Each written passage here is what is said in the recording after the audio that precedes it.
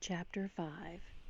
Hunched behind the controls, Meek slowly circled Gus's crate, waiting for the signal, half fearful of what would happen when it came. Glancing to left and right, he could see the other ships of Sector 23 slowly circling too, red identification lights strung along their hulls. 10 miles away, a gigantic, glowing ball danced in the middle of the space field, bobbing around like a jigging lantern, and beyond it were the circling blue lights of the 37 team, and beyond them the glowing green space buoys that marked the 37 goal line. Meek bent an attentive ear to the ticking of the motor, listening intently for the alien click he had detected a moment before. Gus's ship, to tell the truth, was none too good. It might have been a good ship once, but now it was worn out. It was sluggish and slow to respond to the controls. It had a dozen little tricks that kept one on the jump. It had followed space trails too long, had plumped down too many bumpy landings in the maelstrom of the belt.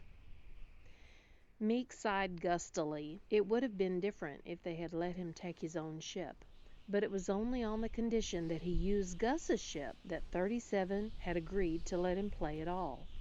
They had raised a fuss about it, but 23 had the law squarely on its side. He stole a glance toward the sidelines and saw hundreds of slowly cruising ships crammed with spectators out to watch the game. Radio ships that would beam a play-by-play description to be channeled to every radio station throughout the solar system. Newsreel ships that would film the clash of opposing craft. Ships filled with newsmen who would transmit reams of copy back to Earth and Mars. Looking at them, Meek shuddered. How in the world had he ever let himself get into a thing like this? He was out to see the solar system, not to play a polo game, especially a polo game he didn't want to play. It had been the bugs, of course. If it hadn't been for the bugs, Gus never would have had the chance to talk him into that coaching business. He should have spoken out, of course. Told them flat out that he didn't know a thing about polo. Made them understand he wasn't going to have a thing to do with this silly scheme. But they had shouted at him and laughed at him and bullied him, been nice to him too. That was the biggest trouble. He was a sucker, he knew, for anyone who was nice to him. Not many people had been. Maybe he should have gone to Miss Henrietta Perkins and explained. She might have listened and understood, although he wasn't any too sure about that. She probably had plenty to do with starting the publicity rolling. After all, it was her job to make a showing on the jobs she did. If it hadn't been for Gus dusting off the place on the mantelpiece, if it hadn't been for the Titan City Junior Chamber of Commerce, if it hadn't been for all the ballyhoo about the mystery coach, but more especially if he'd kept his fool mouth shut and not made that bet with Craney. Meek groaned and tried to remember the few things he did know about polo, and he couldn't think of a single thing, not even some of the things he had made up and told the boys. Suddenly, a rocket flared from the referee's ship, and with a jerk, Meek hauled back the throttle. The ship gurgled and stuttered, and for a moment, heart in his throat, Meek thought it was going to blow up right then and there. But it didn't. It gathered itself together and leaped, forcing Meek hard against the chair, snapping back his head. Dazed, he reached out for the repulsor trigger. Ahead, the glowing ball bounced and quivered, jumped this way and that as the ships spun in a mad melee with repulsor beams whipping out like stabbing knives. 2 of the ships crashed and fell apart like matchboxes. A third, trying a sharp turn above the field of play, came unstuck and strewed itself across 50 miles of space. Substitute ships dashed in from the sidelines, signaled by the referee's blinking light.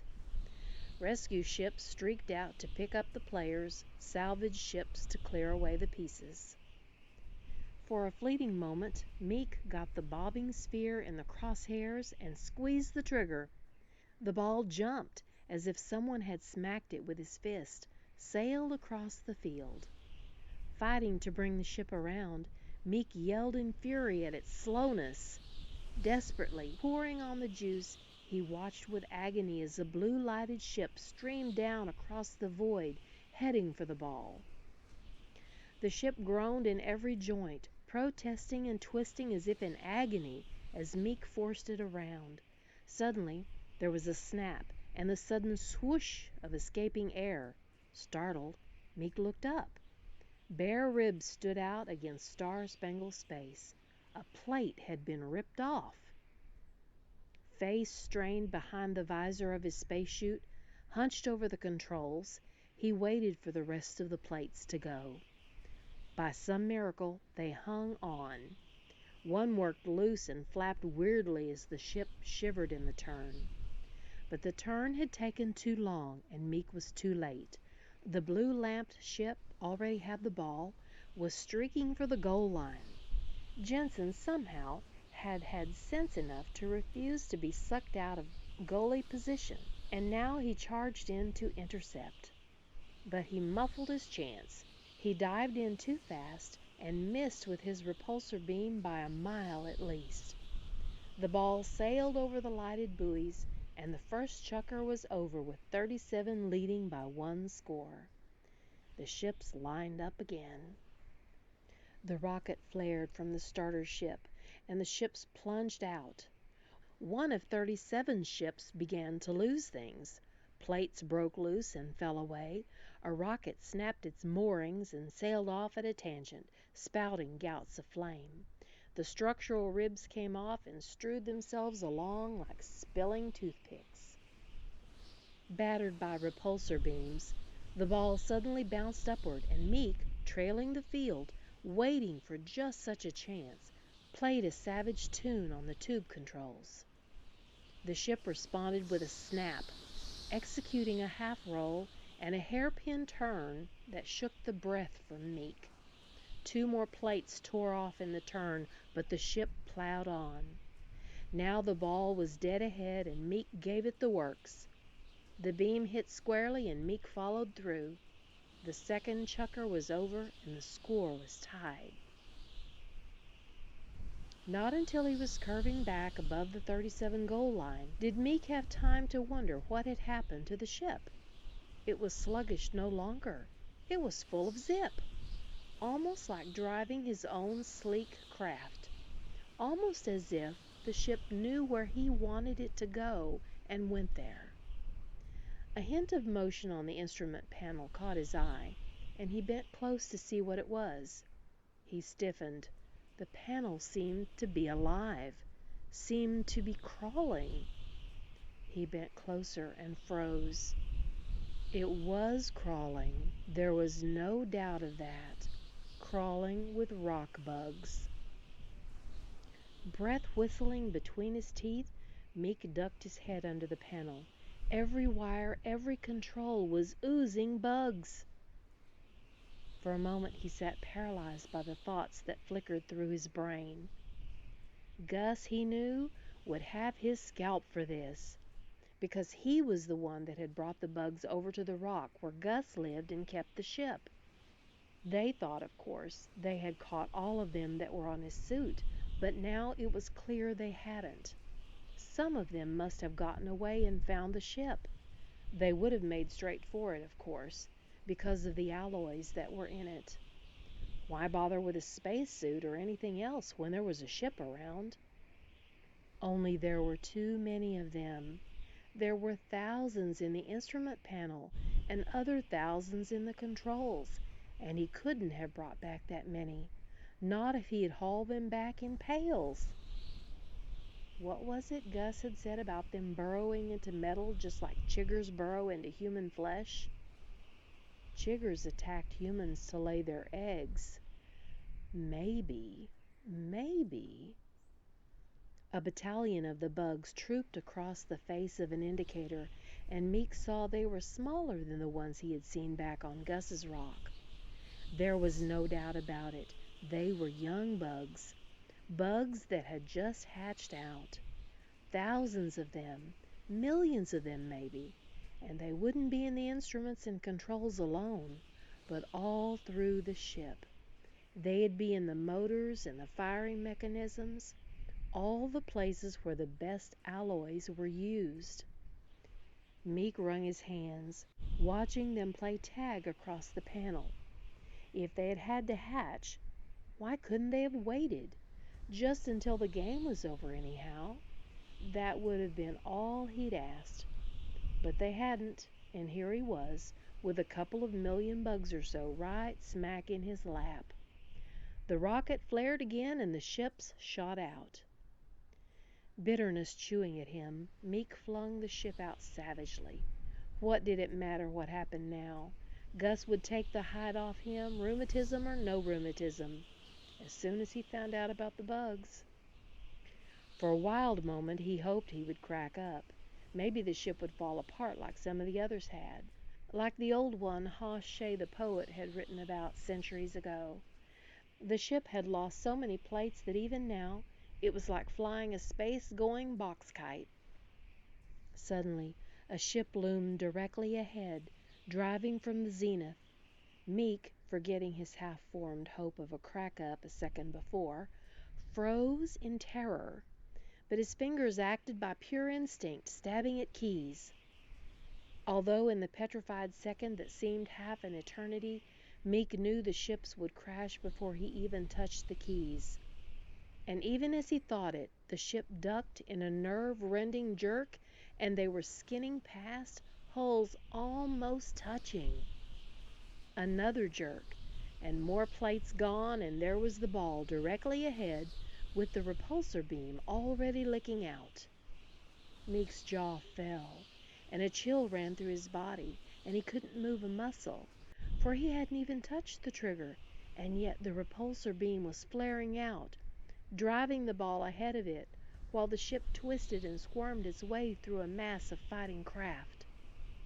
Hands dangling limply at his side, Meek gaped in terror and disbelief. He wasn't touching the controls, and yet the ship was like a thing bewitched. A split second later the ball was over the goal, and the ship was curving back, repulsor beams snapped off. "It's the bugs," Meek whispered to himself, lips scarcely moving. "The bugs have taken over." The craft he was riding, he knew, was no longer just a ship, but a collection of rock bugs. Bugs that could work out mathematical equations, and now were playing polo.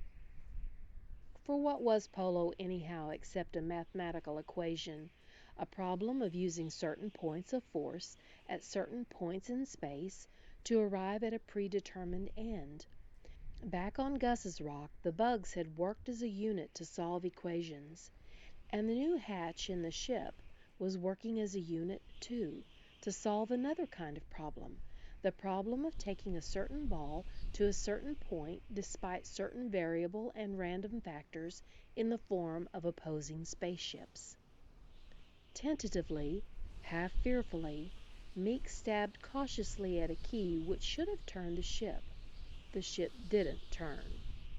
Meek snatched his hand away as if the key had burned his finger.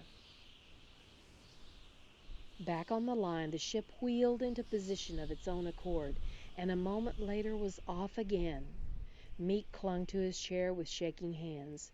There was, he knew, no use of even pretending he was trying to operate the ship. There was just one thing that he was glad of. No one could see him sitting there doing nothing. But the time would come, and soon, when he would have to do something, for he couldn't let the ship return to the ring. To do that would be to infest the other ships parked there, spread the bugs throughout the solar system. And those bugs definitely were something the solar system could get along without. The ship shuddered and twisted, weaving its way through the pack of players. More plates ripped loose. Glancing up, Meek could see the glory of Saturn through the gleaming ribs. Then the ball was over the line, and Meek's teammates were shrieking at him over the radio in a spacesuit. Happy, glee-filled yells of triumph. He didn't answer. He was too busy ripping out the control wires. But it didn't help. Even while he was doing it, the ship went on unhampered and piled up another score. Apparently, the bugs didn't need the controls to make the ship do what they wanted. More than likely, they were in control of the firing mechanism at its very source. Maybe, and the thought curled the hair on Meek's neck, they were the firing mechanism. Maybe they had integrated themselves with the very structure of the entire mechanism of the ship. That would make the ship alive, a living chunk of machinery that paid no attention to the man who sat at the controls. Meanwhile, the ship made another goal. There was a way to stop the bugs, only one way, but it was dangerous. But probably not half as dangerous, Meek told himself, as Gus or the junior chamber or the 37 team, especially the 37 team, if any of them found out what was going on. He found a wrench and crawled back along the shivering ship. Working in a frenzy of fear and need for haste, Meek took off the plate that sealed the housing of the rear rocket assembly. Breath hissing in his throat, he fought the burrs that anchored the tubes. There were a lot of them, and they didn't come off easily. Rockets had to be anchored securely, securely enough so the blast of atomic fire within their chambers wouldn't rip them free. Meanwhile, the ship piled up the score.